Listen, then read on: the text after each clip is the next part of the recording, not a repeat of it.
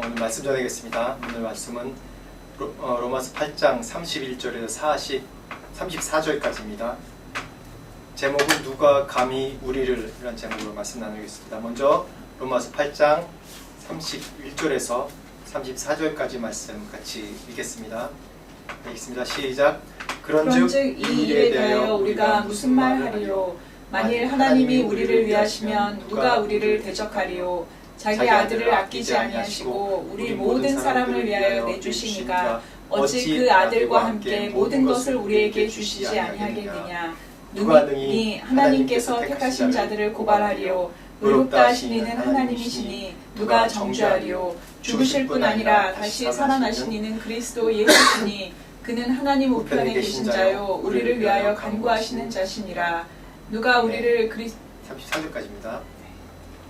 로마서는 이제 크게 두 파트로 나눠볼 때 1장부터 8장까지 8장 지금 이 34절까지 29절까지 30절까지 말씀이고 30절 이후부터 이제 16장까지 말씀 이렇게 두 가지로 장수로 얘기하면 8장까지 또 9장부터 16장까지 이렇게 얘기할 수 있는데 이 8장 지금 이 31절부터 39절까지 말씀이 이 전반부 로마서 전반부와 이제 후반부를 이제 연결해주는 브릿지 역할하는 굉장히 중요한 구절입니다.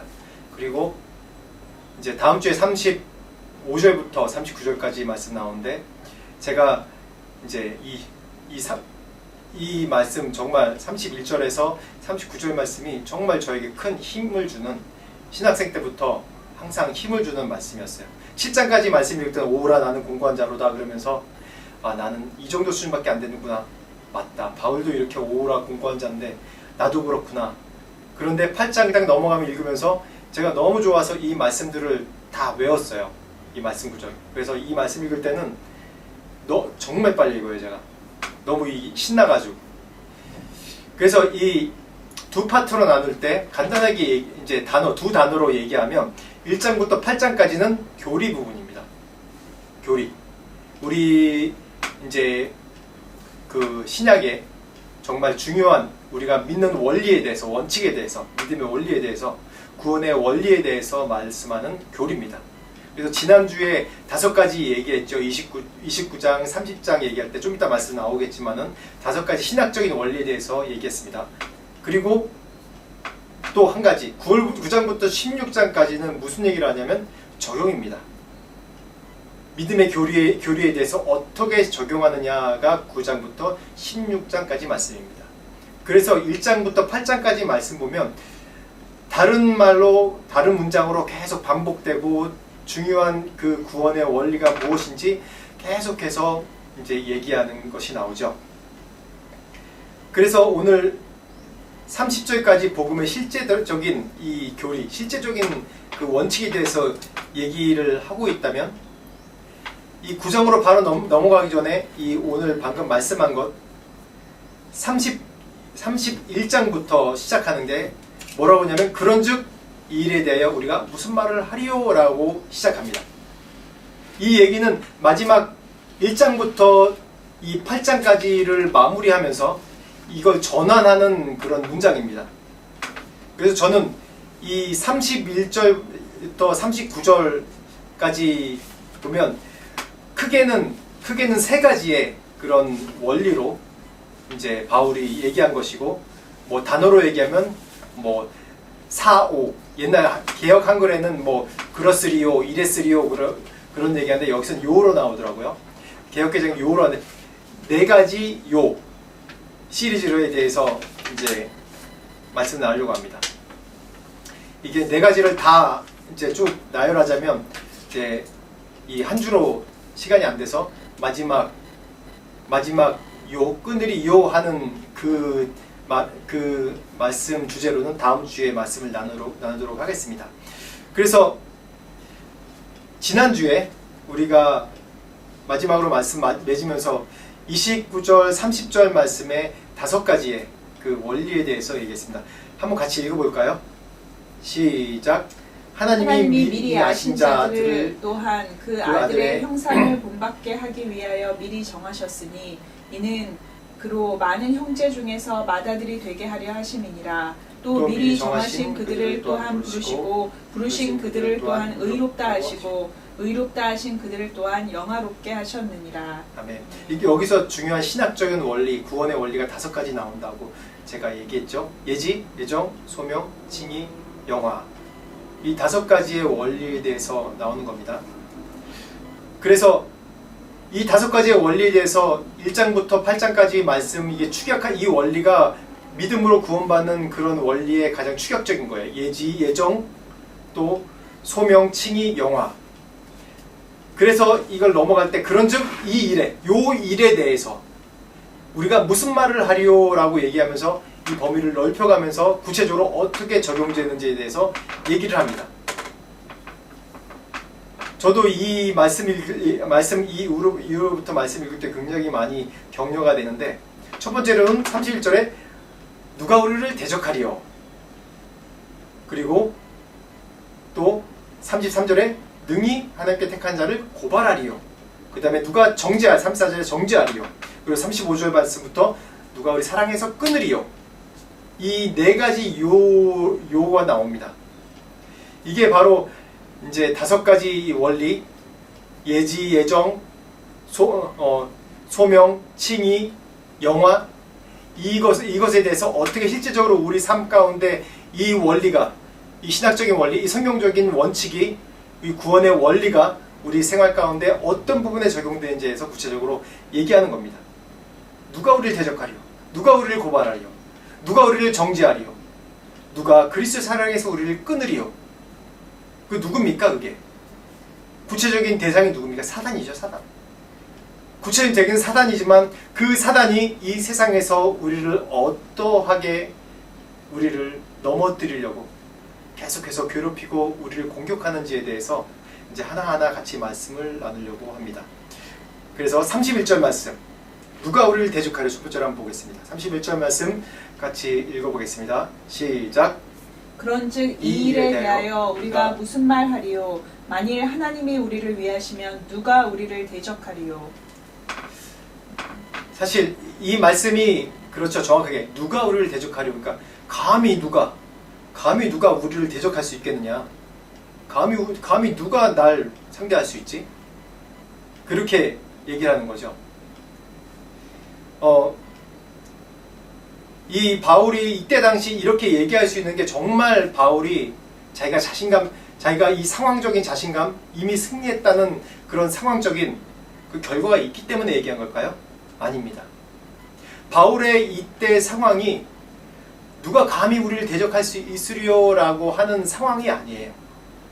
어떻게 얘기하면 자기 긍정, 자기 스스로 위로하는 얘기로 비춰질 수 있습니다.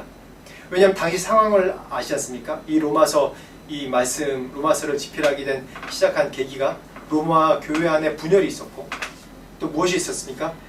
그 당시에 박해가 있었고, 또 바울이 여러 교회 개척하고 여러 지역의 교회를 개척했지만 그 교회에 분열도 있었고, 또 같은 동역자들이 자신을 공격할 뿐만 아니라 어떤 일이 있었죠? 예루살렘 공회, 이 12사도, 이 예수 그리스도의 그때 당시 예수교가 시작했던 그 예루살렘 공회조차도 이 바울에 대해서 인정하네 마네 그렇게 차별을 둡니다. 왜냐하면 바울도 여러 과거의 일들이 있기 때문에 고난이 있었죠. 근데 감히 어떻게 이걸 대적할 수 있으리라고 얘기할 수 있습니까? 아닙니다. 그렇게 얘기할 수 없는 상황이었죠. 로마 교회, 이 편지를 받는 로마 교인들도 그럴까요? 아니죠. 로마 교인 자체도 그 안에 유대교인과 이방인들이 서로 계속 싸우고 있는 상황입니다. 계속 다투고 있는 상황이에요. 그런 가운데 어떻게 이렇게 말할 수 있죠? 바로 1장부터 8장까지 말씀, 그 복음의 원리, 구원의 감격, 우리를 미리 정하시고 우리를 선택하시고 우리를 부르시고 또 우리를 의롭다 하시고 또 장차 우리를 주의 나라에 오기까지 영화롭게 하실 그런 하나님의 복음의 기쁜, 그 구원의 복음의 소식, 기쁜 소식의 이 안에 있기 때문에 지금 상황이 어려운 가운데 있어도 결국 어떻습니까? 최후 승리는 우리에게 있다는 말씀입니다. 그래서 감히 얘기할 수 있는 건 누가 우리를 대적하리요? 라고 담대하게 얘기할 수 있는 것이죠. 여러분도 그렇게 고백할 수 있습니까? 그렇게 고백해야 됩니다. 사단은 지금도 이 바울이 이때 당시에 처했던 상황이 어떻습니까? 얼마나 공고하고 힘듭니까? 바로 8장 바로 전까지 말씀에 나오지 않습니까? 7장 말씀에 오라 나는 공고한 자로다 라고 그렇게 고백하고 있지 않습니까? 얼마나 힘듭니까? 그게 내 개인적인 자신적인 이 갈등과 영적인 싸움뿐만 아니라 이 시대적인 영적인 싸움도 또한 포함됩니다. 우리가 감히 누가 나를 대적하리오라고 그렇게 담대하게 말할 수 있어야 됩니다. 그 믿음이 그냥 말로만 하는 선포뿐만 아니라 정말 근거 있는 자신감, 근거 있는 자신감으로 이 말씀의 원리를 알기 때문에 하나님이 어떠한 분인지 알기 때문에 내가 담대히 선포할 수 있는 누가 나를 대적하리오, 누가 감히 나를 대적하리오 라고 말씀을 선포를 할 수 있어야 됩니다. 제가 작년부터 이제 선교를 계속하다가 작년부터 교회 한인교회 개척을 꿈꾸며 소망하며 저희 가정 둘이서 이제 예배를 드렸습니다. 예배를 쭉 드리면서 올해 하나님께서 구체적인 비전을 주셨습니다. 그래서 교회 장소를 구하고 또 성도를 위해서 기도하고 그전엔 초청도 안 했어요. 하나님의 때를 계속 기다렸습니다. 근데 교회에 대해서 구체적으로 이제 장소를 구하고 시작하려고 마음을 먹고 계속 이제 요즘 세대의 한국 사람들이 어떤 생각을 갖나 그런 생각들을 많이 했어요. 작년에도 우연찮게 저희가 만나는 그룹들이 한 30대에 있는 이제 예전에 우리 인도에 전도여행 왔다가 이제 오랫동안 같이 서로 기도하며 하는 동역자들이 한 30대 초반, 중반 정도 된 것 같아요. 이제 40대 분들도 있고, 30대 초반인 신혼 부부들을 한 4-5가정 같이 만나서 교제한 적이 있습니다. 근데 그때 얘기들이 자꾸 생각나는 거예요. 그때 한 이제 부부가 그 남자 청년이 정말 신실하고 믿음 좋고 정말 복음을 위해서 열정을 다하고 이 큰 교회 다니다 개척교회까지 가서 자기를 헌신하고 삶을 드리는 그런 정말 귀한 청년인데 그 청년이 그런 얘기를 하는 거예요. 갑자기 성사님 동성애에 대해서 어떻게 생각하십니까? 그러더라고요. 그래서 좀 그때 당시에도 사회적으로 민감한 문제라서 성경적으로는 뭐 아니라고 나오죠. 그렇게 얘기를 했죠. 이게 원칙적인 대답 아닙니까? 근데 그 청년이 그러더라고요. 저는 동성애에 대해서 합법화가 돼야 된다고 생각합니다. 왜 그게 합리적이고 그런 동성애를 합법화로 하고 우리가 인정을 해야지. 그리고 우리 교회에서도 받아들여야 되지 않습니까? 라고 얘기를 하는 거예요. 근데 거기에 대해서 제가 분명히 성경 원칙에 대해서는 얘기할 수 있는데 그 원칙을 아는 그 청년한테 제가 논리적으로, 합리적으로, 합당하게 얘기할 수 있는 게 없는 거예요. 그래서 참 난감했던 기억이 있어요. 그래서 올해 성경적 성교육 세미나를 이제 지난달에 한 일주일 동안 열었었는데 그 전에도 저희가 올해 계속 우연찮게 이런 부분에 대해서 준비를 하면서 이제 강의도 듣고 그거 했습니다. 근데 사단이 정말 우리가 감히 너희가 우리를 당연히 이 성에 대해서는 당연히 남자 여자 그거 당연한 거지. 그게 뭐 사실 동성애자들은 굉장히 소수입니다. 미국도 그렇고 어느 나라도 그렇고 다수가 아니에요. 굉장히 소수예요. 그런데 그 소수라고 우리가 무시해버리는 것이 너무나 많은 거예요. 감히 이제 몇 명 안 되는데 감히 대다수인 우리를 너희들이 어떻게 해볼 수 있으라고 옛날에 그렇게 생각했어요. 당연히. 그래도 저 자신도 거기에서 그렇게 심각하게 생각 안 한 거예요. 근데 그런 걸 공부하면서 보니까 미국은 이미 합법화가 너무 많이 진행돼 있고 일부 주지만은 전 유럽적으로 그런 동성애에 대해서 인정하는 것이 뭔가 굉장히 진보적인 생각이고 뭔가 패션이고 뭔가 연료적인 사고방식을 가진 젊은이라는 그런 사고방식 팽배해 있는 거예요. 모든 사람들이 다. 기독교인뿐만 아니라 기독교인 아닌 사람은 더하죠. 그래서 어떤 사람은 난 동성애에 대해서 굉장히 좋은 마음 갖고 있어. 한번 경험해봐야지. 근데 내 취향은 아닌 것 같아. 근데 난 동성애를 인정하고 나도 뭐 그래. 그렇게 얘기하는 거예요. 너무 깜짝 놀랐습니다. 저와는 다른 세계라고 생각했는데 이게 바로 우리뿐만 아니라 우리 다음 세대까지 영향을 미치는 거예요. 이게 우리가 대적할 겁니다. 이게. 우리가 감히 너희가 어떻게 그렇게 대적할 수 있는 것이 아닙니다. 바울도 이 말씀 가운데 정확하게 누가 우리를 대적하리오라고 기쁨으로 표현할 수 있는 것이 왜 그랬습니까? 구원의 원리를, 구원의 원칙을 정확하게 바로 전 29절 30절에 정확하게 제시하지 않습니까? 우리를 부르셨고 우리를 의롭다 하시고 또 우리를 사용하시고 우리를 영화롭게 하시고 우리를 의롭다 하시고 영화롭게 하시고 그 복음의 원칙을 이 로마 교회 가운데 이 분열되어 있는 이 모든 것이 흐려져 있는 로마 교회 가운데 담대히 전할 수 있었기 때문에 그래서 이 원칙, 이 기본 파운데이션 가운데 어떻게 이런 하나님께서 베푸신 우리에게 은혜와 말씀이 있는데 감히 어떻게 대적할 수 있습니까? 라고 담대히 선포하는 겁니다. 기쁨으로 선포하는 겁니다. 착각하시면 안 돼요. 우리가 이 믿음의 원리를 깨닫지 않았는데 어떻게 감히 사단은 그걸 파고들어서 우리의 생각을 세상적으로 만드는 겁니다. 우리가 이런 부분과 계속 싸워야 되는 겁니다. 계속해서. 눈에 보이는 싸움도 중요하지만 눈에 보이지 않는 이 싸움과 계속해서 싸우는 거예요. 그래서 바울은 이 당시에 로마의 이 황제가 휘두르는 칼과 싸울 뿐만 아니라 이 로마 교회의 이 안에 서로 썩어 들어가고 분열되고 다투고 어떤 이념이 유대교의 이념이 옳다 아니면 이방의 이념이 옳다 고기를 먹어야 된다 안 먹어야 된다 그것과 싸우면서 어떤 게 하나님의 원칙인지 구원의 원칙인지 담대히 선포하는 겁니다. 이 원칙 가운데 이 말씀의 원칙 가운데 누가 감히 우리를 대적할 수 있습니까? 이 원칙이 우리의 삶의 원칙으로 될 때 내가 담대히 이런 기쁨을 선포할 수 있는 것입니다. 그래서 그 다음 이제 출애굽기 3장 1절 2절 말씀 한번 1절 2절 몇 절까지 나왔죠? 13절까지 말씀 한번 읽어보겠습니다. 시작.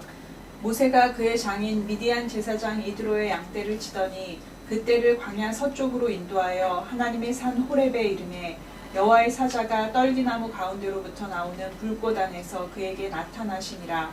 그가 보니 떨기나무에 불이 붙었으나 그 떨기나무가 사라지지 아니하는지라. 11절.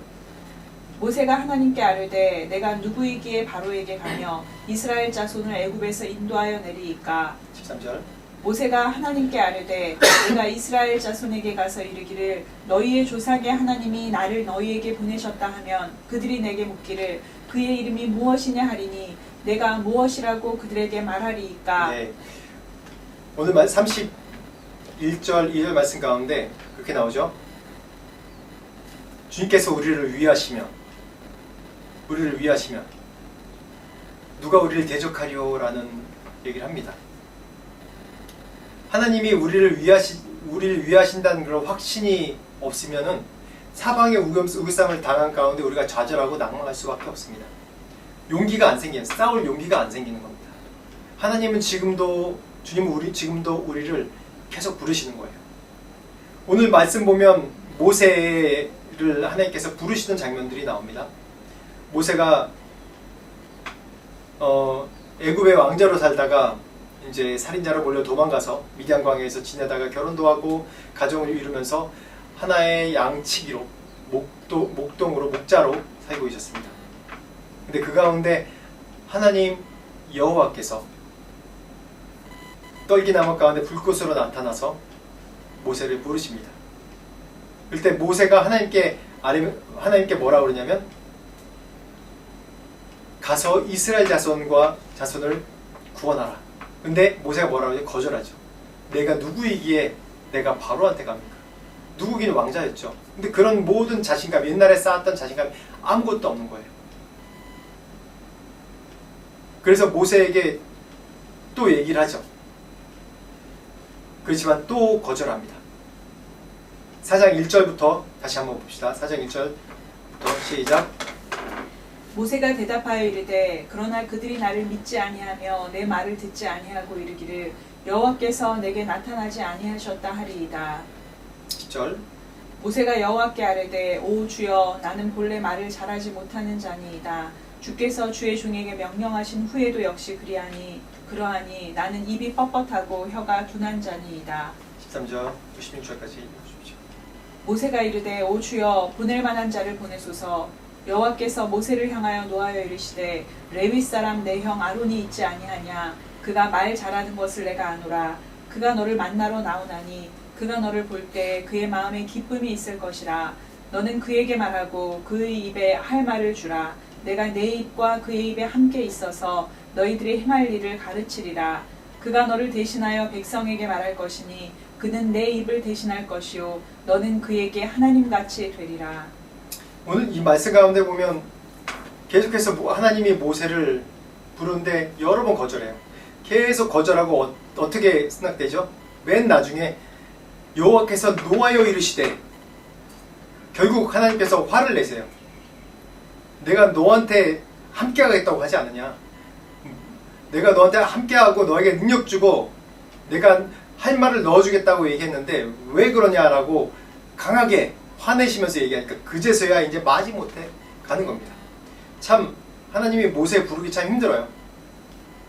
하나님께서 직접 말씀하셨는데도 뒤로 빼고 빼다가 나중에 하나님께서 화를 내시니까 그제서야 지팡이를 하나님께서 지어주신 지팡이를 들고 나섭니다. 또 내가 너를 혼자 보내지 않겠다. 너와 함께 하겠다. 내가 너를 위해 해줄 것이 너무나도 많다. 너를 통해서 할 일이 너무 많다. 네가 약한 거 걱정하지 마라. 근데 또 이 일이 모세에게만 뿐만입니까? 아니죠. 그 다음 여호수아에게도 이 모세의 권위를 이양할 때도 똑같이 말씀하세요. 한번 읽어보겠습니다. 여호수아 1절에서 5, 이쪽으로 해서 7절 시작. 내 평생에 너를 능히 대적할 자가 없으리니 내가 모세와 함께 있었던 것 같이 너와 함께 있을 것임이니라. 내가 너를 떠나지 아니하며 버리지 아니하리니 강하고 담대하라.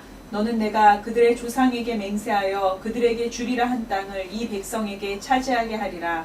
오직 강하고 극히 담대하여 나의 종 모세가 내게 명령한 그 율법을 다 지켜 행하고 우로나 좌로나 치우치지 말라.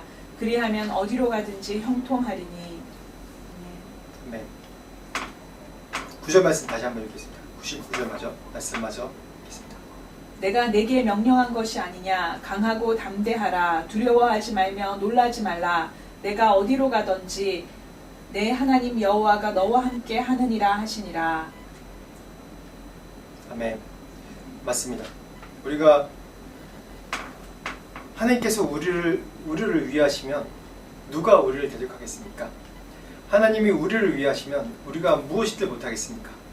모세를 부르실 때도 그렇고 또 여호수아에게 그 권위를 이양할 때도 그렇고 여호수아가 그 모세가 맡았던 그 권위를 이양할 때 얼마나 부담이 많이 됐겠어요. 모세 또한 마찬가지죠. 모세 또한 아무것도 아닌 목동이었지 않습니까? 근데 하나님이 갑자기 이스라엘 백성을 맡으라고 해요. 저 같아도 두려워서 못했을 거예요. 저 같아도. 여호수아도 마찬가지 상황이에요. 근데 하나님이 뭐라고 얘기합니까? 똑같이 얘기하죠. 내가 너와 함께한다. 내가 너에게 힘을 준다. 그래서 이런 원리로 하나님께서 하시는 거예요. 모든 것을 다. 제가 목회자의 꿈을 가진 게 제가 사실 고2 때였습니다. 그때 이제 신학대학을 가겠다고 선언을 하고 이제 신학대학 갔죠. 신학대학 가서 신학대학에서는 선교사가 되는 꿈을 키웠습니다. 그래서 이제 대학을 마치고 이제 결혼하고 이제 선교지로 왔습니다. 선교지로 나왔는데 제가 뭐 선교에 대한 사역을 배운 게 아무것도 없어요. 언어도 못하죠. 심지어는 결혼해서는 이 전구 하나 갈 줄 모르는 그런 사람이었습니다. 제가 외아들로 귀하게 자라서 집에서 이제 엄마가 전구를 다 갈아주시고 저는 이제 아무것도 안 하고 그렇게 귀하게 자랐습니다. 근데 그렇게 아무것도 언어도 안 되고 아무 선교에 대해서 어떤 프로젝트를 하고 할 줄 모르는 저도 막막하더라고요.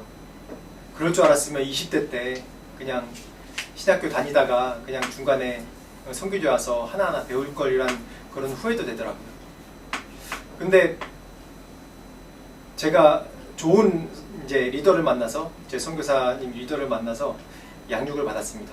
선교의 프로젝트를 어떻게 하며, 또 어떻게 언어 공부를 하며, 어떻게 제자 양육을 하고, 또 사람들 훈련시켜서 좋은 선교사를 만들고, 사역자를 만들고, 또 어떻게 개척을 하고, 이제 저희 리더 선교사님이 은사가 개척하는 또 프로젝트를 만드는 그런 은사가 있는 분이셨거든요. 그래서 그런 것들을 다 일일이 가르쳐 주셨어요. 그런데도 제가 푼에 이제 개척 나가라고 이제 우리 리더가 갑자기 이제 얘기를 하는 거예요. 비전을 주고. 근데 제가 저희 리더한테 나 못하겠다고 같이 가달라고 그랬습니다. 그래서 리더가 같이 와서, 팀 데리고 같이 와서 1년 동안 같이 살아줬어요. 그래서 팀원도 같이 우리 같이 시작할 팀원도 마련하고, 그래서 1년이 지났는데 이제 가시겠다는 거예요. 그래서 바짓가랑이 잡고 제발 가지 말라고, 그러니까 여기서 좀 제가 열심히 할 테니까 좀 계시라고. 근데 가셨어요.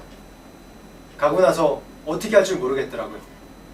아직 영어도 제대로 되는 것도 아니고 힌디도 제대로 되는 것도 아니고, 그 지역 목회자와 또 저희 예수나 리더들과, 이제 미국 사람들인데 리더들과 같이 리더로서 관계를 해야 되고, 또 사역도 시작해야 되고, 또 제가 대학 사역을 시작하기 때문에 대학 들어가서 공부도 해야 돼요. 또 아이들도 학교 다니기, 이제 유치원 다니기 시작해서 애들도 왔다 갔다 하는 것도 가서 얘기도 해야 되고, 여러 가지 스트레스가 너무 많이 쌓여 있었어요. 뭘 해야 될지도 모르고. 늘 제가 지쳤던 기억이 나요. 그때 과연 내가 선교를 계속 이어나갈 수 있을까? 라는 의심부터 시작해서, 그래서 실제로 초기에는 선교를 포기하려고 하는 생각들도 너무 많이 들었던 것 같아요. 근데 결국 선교지에서 계속 열심히 하니까 하나님께서 지혜를 주시고 또 사람도 붙여주시고 해서 열심히 사역을 많이 일구고 많이 했었습니다. 그러다 보니까 제가 자랑할 것이 없는 거예요. 제가 한 것이 없고, 제 원래 바탕이 뭔지 알기 때문에 제가 자랑할 것이 아무것도 없는 거예요. 하나님께서 함께 하셔서 제가 할 수 있었던 것이고, 이렇게 선교사로 계속 오랫동안 헌신해서 이 외국 땅 가운데서 살 수 있는 거죠. 그래서 우리가 자랑할 수 있는 것이 아무것도 없습니다. 만약 내가 지금 있는 이 위치가 내가 뭔가 잘나서 이렇게 됐다, 내가 공부 좀 잘해서 남들보다 뛰어나서 돈 잘 번다, 좋은 위치에 있다, 그리고 그래서 권위 있는 자리에 앉는다, 그렇게 생각하면 오늘 이 로마서 8장 말씀이 아무것도 필요 없는 거예요. 그냥 누가 나를 감히 대적해? 누가 감히 나를 고발하고 못됐다고 얘기할 수 있어?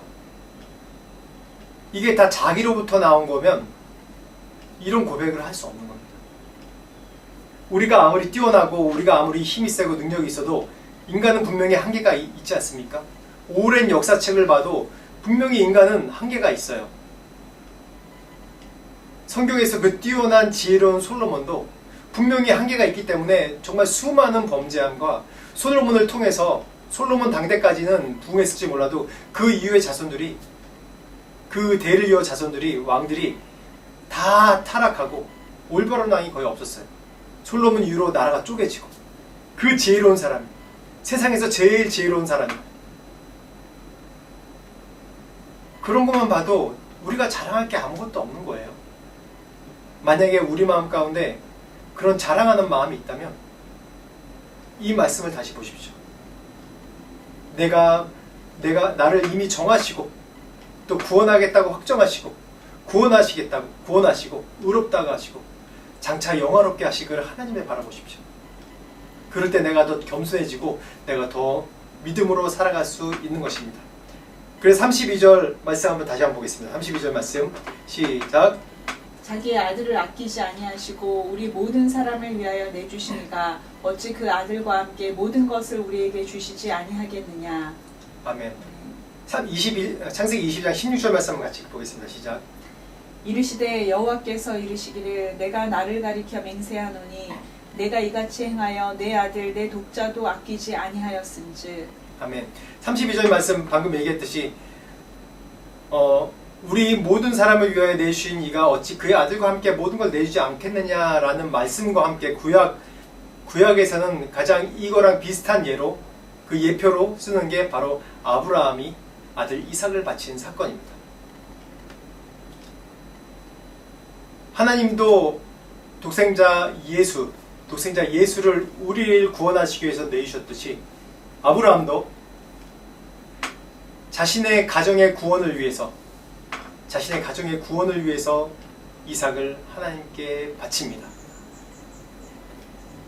눈물로써 하나님께 바치죠. 이게 바로 성경에서 얘기하는 하나님이 예수님을 우리를 위해서 내주시는 사건처럼 아브라함도 하나님의 말씀으로 믿음으로 아들을 하나님께 내주는 사건입니다. 근데 아브라함이 아들을 하나님께 드릴 때 어떠한 마음이었냐면 히브리서 11장 17절에 19절 말씀 보겠습니다. 시작. 아브라함은 시험을 받을 때 믿음으로 이삭을 드렸으니 그는 약속들을 받은 자로 돼 그 외아들을 드렸느니라. 그에게 이미 말씀하시기를 내 자손이라 칭할 자는 이삭으로 말미암으리라 하셨으니 그가 하나님이 능히 이삭을 죽은 자 가운데서 다시 살리실 줄로 생각한지라. 비유컨대 그를 죽은 자 가운데서 도로 받은 것이니라. 아멘. 뭐라고 그랬죠? 아브라함에게는 이런 믿음이 있었습니다. 하나님의 말씀의 원리를 알고 있었어요. 그의 경험을 통해서. 이미 하나님께서 아브라함을 택하시고 복을 주시고 또 너를 택했다 말씀하시고 또 내 자손이 하늘의 별과 같이 하늘 모래같이 많겠다고 얘기하시고 또 아브라함도 하나님의 말씀을 못 믿고 배반하고 애굽으로 내려가고 여러 가지 사건 이동했지만 여러 가지 그의 연약함 때문에 사건이 있었지만 그 사건들을 통해서 하나님의 어떤 분이라는 것, 그 원칙을 그 삶을 통해서 깨달은 거예요. 그래서 아브라함이 이렇게 믿음으로 이삭을 드릴 때 다시 죽음 가운데서 다시 살아날 줄로 생각한지라라는 얘기의 근거가 뭐냐면 창세기 22장 5절 말씀입니다. 시작. 이에 아브라함이 종들에게 이르되 너희는 나귀와 함께 여기서 기다리라. 내가 아이와 함께 저기 가서 예배하고 우리가 너희에게로 돌아오리라 하고. 뭐라고 했죠? 우리가 누구예요? 우리가 아브라함과 이삭 둘이잖아요. 뭐라고 했죠? 가서 예배하고 하나님께 말씀하신 제사를 드리고 우리가 너에게로 다시 돌아가오리라. 아브라함은 알고 있었어요. 하나님이 왜냐?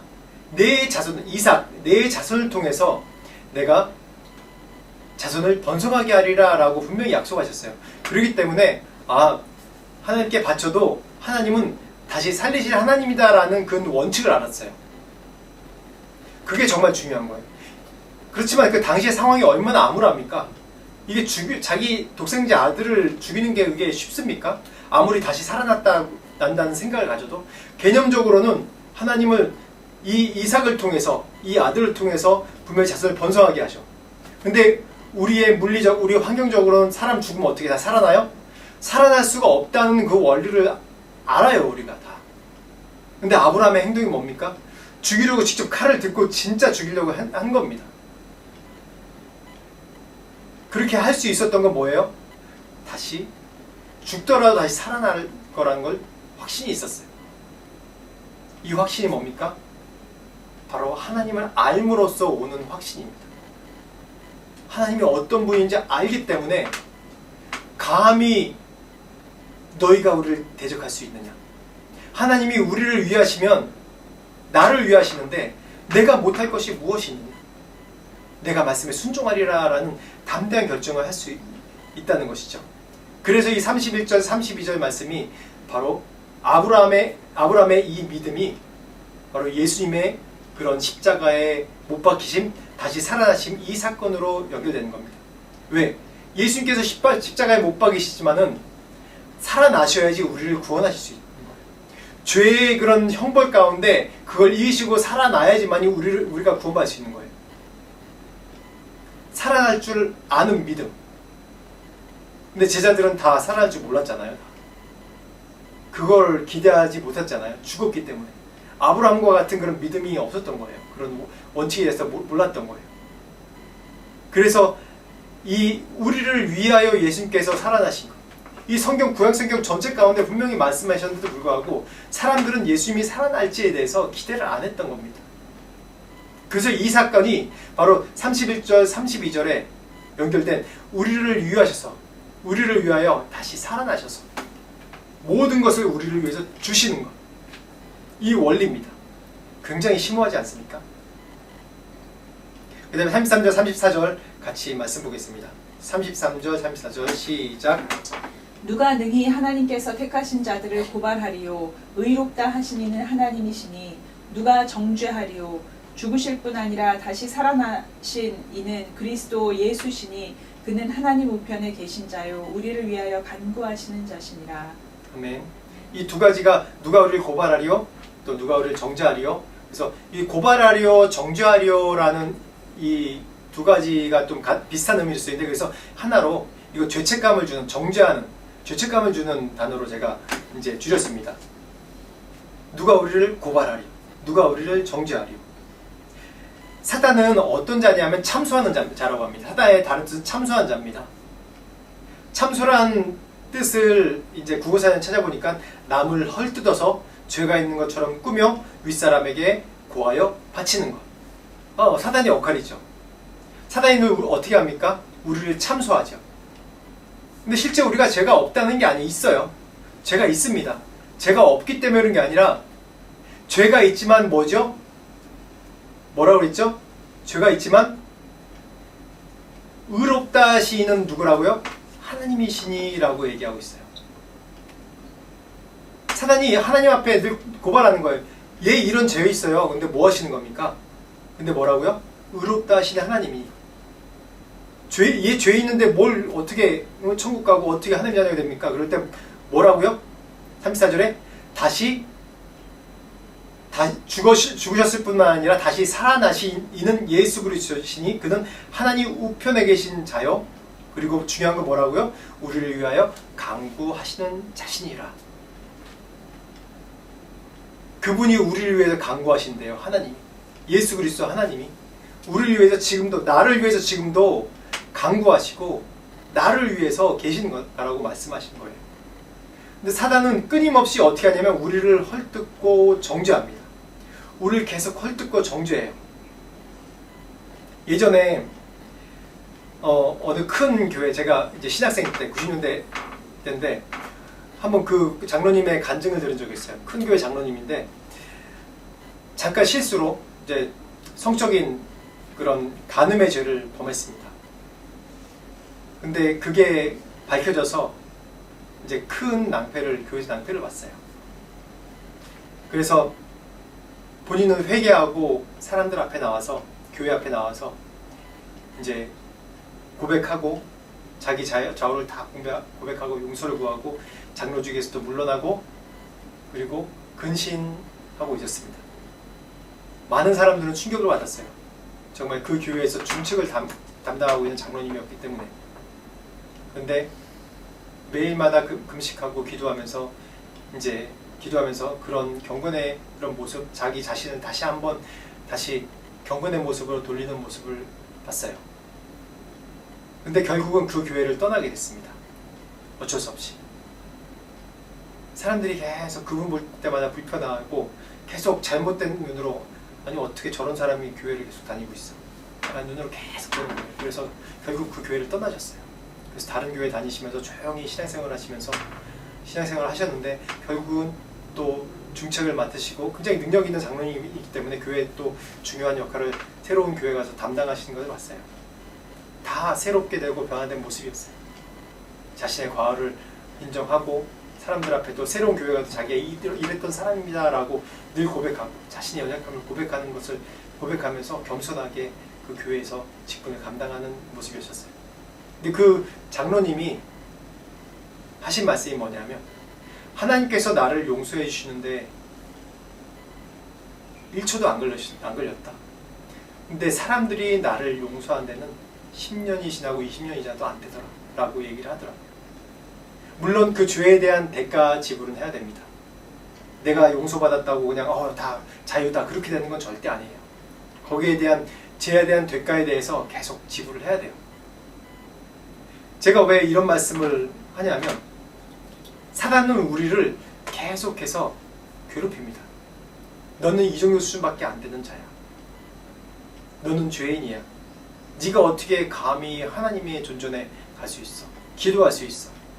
네가 어떻게 감히 이런 직분을 감당할 수 있어? 그렇게 계속 괴롭혀요. 참소해요. 하나님께 참소할 뿐만 아니라 내 자신의 양심에도 계속 참소합니다. 근데 시편 16장 7절 말씀에 같이 한번 보겠습니다. 시작. 나를 훈계하신 여호와를 송축할지라 밤마다 내 양심이 나를 교훈하도다. 아멘.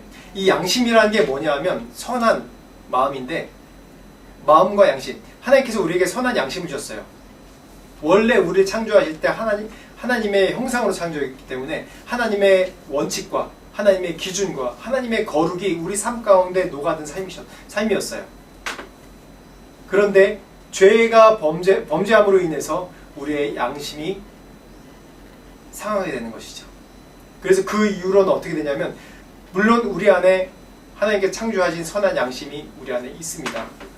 그렇지만 어느 책에 보니까 책에도 양심과 도덕성에 대해서 나온 그런 책이 있는데 그 책에서도 뭐라고 얘기하냐면 양심은 어떤 기준과 문화와 상황에서 교육받느냐에 따라서 그 지식에 따라서 그 양심이 되어지는 것이다. 그 시대의 양심이 다르고 그 상황의 양심이 다르고 정말 그렇죠. 제가 방금 말씀드린 동성애관에서도 그 우리의 원래 마음에 그건 용납이 안 되는 거잖아요. 근데 그게 어떻게 변하고 있어요? 점점 시대가 잘못된 법들을 만들고 잘못된 상황들을 만들고 잘못된 교육들을 계속 나라에서 하게 하고 그러니까 어렸을 때부터 그 양심이 잘못된 교육을 받아서 어떻게 돼요? 동성애가 가능한 거구나. 나도 같은 성을 좋아할 수도 있는 거구나. 이런 식으로 잘못된 교육으로 인해서 하나님의 선한 양심이 상해지는 거예요. 근데 예수 믿으면 어떻게 됩니까? 우리가 그전에 죄로 여기지 않았던 것이 어떻게 돼요? 죄가 돼요. 담배 피던 것이 양심을 꺼리끼게 돼요. 내가 거짓말하던 것이 양심을 꺼리끼게 돼요. 내가 좀 돈 같은 걸로 사기치던 것이 조금이라도 사기치던 것이 양심을 꺼리게 돼요. 이게 바로 우리 안에 선한 이 하나님의 기준이 들어왔기 때문에 우리의 양심이 다시 계속 회복되고 있는 거거든요. 하나님의 선한 거룩함으로, 선함으로, 올바른 기준으로 회복되는 거거든요. 그런데 사단은 이걸 이용해서 어떻게 되냐면 그래, 너 기준에 이런 하나님께서 주신 원칙, 양심 있지? 이 양심에 비춰서 너는 어때? 죄인이야. 너는 하나님 나라 갈 수가 없어. 어떻게 이런데 너 과거에 이런 죄 졌잖아. 어떻게 주님 앞으로 나갈 수 있어? 그렇게 계속 얘기하는 거예요. 저 또한 그런 갈등으로 계속 싸웁니다. 계속해서 싸워요. 오늘 아침에도 제 아내랑 같이 얘기를 나눴는데 한인교회 개척하면서 참 눈물로 제 연약함을 고백할 때가 참 많습니다. 제가 계속 이 한인교회 하는 걸 하나님께서 말씀하시는데 거부했던 것도 자신이 없었어요. 또 내가 어떻게 한인교회를 할 수 있어? 내가 배운 것도 아니고 나는 다른 걸 경험한 거고 다른 비전으로 살았는데 내가 왜 어떻게 이걸 할 수 있어? 나에게 그런 은사도 없고 은혜도 없는데 그렇게 내 스스로 결정해버린 거예요. 사단은 좋아하죠. 하나님께 나에게 비전 주시고 부르심이 이런데 그래 너는 선교사만 했잖아. 어떻게 네가 이런 목회를 할 수 있어? 그래 아니야. 그러니까 점점 예민해지는 거예요 제가. 그래서 다른 좀만 얘기 들으면 막 화를 내고 다른 사람한테 화를 내고 막 그러는 거예요. 은혜로 할 수 있는 것인데 은혜로. 자꾸 내가 뭐를 하려고 계속 하기 때문에 자꾸 제가 이런 것들을 제 스스로 하려고 그때 자꾸 거부하는 것 같아요. 은혜로 할 수 있고 하나님께서 부르시면 그 순종하면서 할 수 있는데 사단은 계속해서 우리를 자극해서 넌 할 수 없어. 할 수 없어. 죄책감을 주고 정죄하고 고발하고 그 전에 잘못을 고발하고 그래서 스스로 우리 안에 선한 하나님의 말씀의 기준이 있기 때문에 거기서 비춰서 넌 아니야. 근데 뭐라고요? 3절 34절 말씀에 뭐라고 했죠? 누가 능히 하나님께서 택하신 자들을 고발하리요 의롭다 하신 이는 의롭다 하신 이는 하나님이시라고. 그리고 누가 우리를 정죄하리요? 죽으실 뿐 아니라 다시 살아나시는 그리스도 예수시니 그는 하나님 우편에 계신 자여 우리를 위하여 강구하시느니라. 이걸로 우리가 반대 정신으로 우리가 선포를 해야 돼요. 어떻게 고발할 수 있느냐? 그래, 고발해봐라. 그래, 너 과거에 이거 했어. 그래, 너 죄인이야. 너 능력이 이것밖에 안 돼. 그래서 이거밖에 못하는 거야. 하나님께서 부르셨는데도 불구하고. 그럼 뭐죠? 의롭다 하시는 하나님이시다. 네가 할 수 있다고. 의로운 자라. 난 전혀 의로운 자가 아니고 할 수 있는 자가 아닌데 의로운 자다. 할 수 있는 자다. 내가 얘기했으면 되는 거야. 내가 너 그렇게 얘기했잖아. 그 근거가 뭐라고요? 예수 그리스도께서 우리를 위해서 십자가에 달려 돌아가신 거.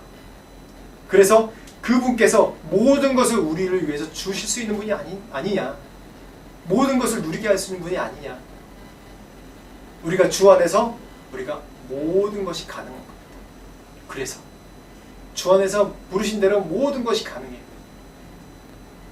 정죄감에 시달리지 마십시오. 죄책감에 시달리지 마십시오. 사단이 정말 좋아하는 겁니다. 그리고 하나님 부르심에 순종해야 되는 겁니다. 난 이거밖에 안 돼. 이것 또한 사단이 우리 안에 고발하는 거예요. 너 한계가 이거밖에 안 되는데 뭘 이런 걸 하려고 그러냐. 이런 것을 극복하십시오. 이 말씀의 원칙을 갖고 극복하십시오. 아브라함에게 믿음이 있었기 때문에 자식 이삭을 드린 것처럼 그 믿음이 어디서 나온 근거냐? 하나님의 말씀에 나온, 하나님께서 아브라함에게 말씀하신 네 아들 이삭을 통해서 자손이 번성하리라는 그 말씀을 믿었기 때문에 한 것처럼 우리에게 모든 것이 가능합니다. 감히 사단이 우리를 어떻게 대적하고 이 시대가 어떻게 우리를 대적합니까? 우리를 어떻게 고발하고 우리를 어떻게 정죄할 수 있습니까? 정죄할 수 없죠. 그래서 감히 하나님께서 우리를 부르실 때 우리가 순종함으로 아브라함처럼 순종함으로 나아갈 때 믿음으로 나아갈 때 하나님께서 모든 것을 가능하게 해주십니다. 그런 하나님을 믿으십시오. 그럴 때 우리를 통해서 부흥이 일어나고 우리 가정이 살아나고 내 자신이 살아날 수 있는 겁니다. 사단은 늘 내 수준을 요 상태에서 붙잡아 놓으려고 합니다. 타협을 해요. 계속해서. 그 안에 머무르지 마십시오. 그 안에 머무르지 마십시오. 계속해서 하나님 앞에 드리고 희생하고 이만큼 이해하고 이만큼 이해할 때마다 더 믿음으로 전진하고 믿음으로 시도하고 하나님께서 결국 우리를 통해서 승리를 주시고 하나님의 뜻을 이루어 가신 분입니다. 믿으십시오. 같이 기도하겠습니다. 하나님 아버지 감사합니다. 오늘 주님께서 말씀을 주시고 또 감히 사단이 또한 이 시대가 이 상황이 우리를 대적하며 우리를 낭망시키며 우리를 떨어뜨릴 수 없음을 주님 고백드립니다.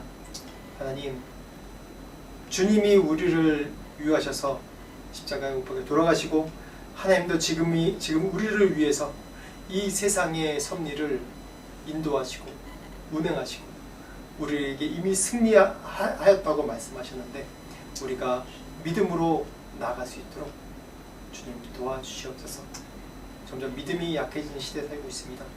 믿음이 약해진 상황 가운데 우리가 놓여 있습니다. 하나님 다시 한번 말씀으로 은혜를 주시고 우리 예배로 우리 영혼이 회복되며 참된 믿음을 가질 수 있도록 도와주시옵소서. 주님 우리는 연약합니다. 우리는 무지합니다.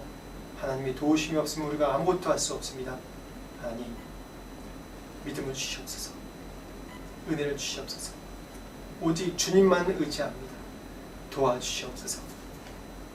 지금 우리 주 예수 그리스도의 은혜와 하나님 아버지의 무한하신 사랑과 성령님의 감화감동 역사하심이 하나님을 전적으로 의지하고 주님께 모든 것을 맡기며 하나님이 우리를 위한다는 그런 믿음을 가진 모든 자들에게 지금부터 영원토록 함께 하시기를 간절히 축원하옵나이다.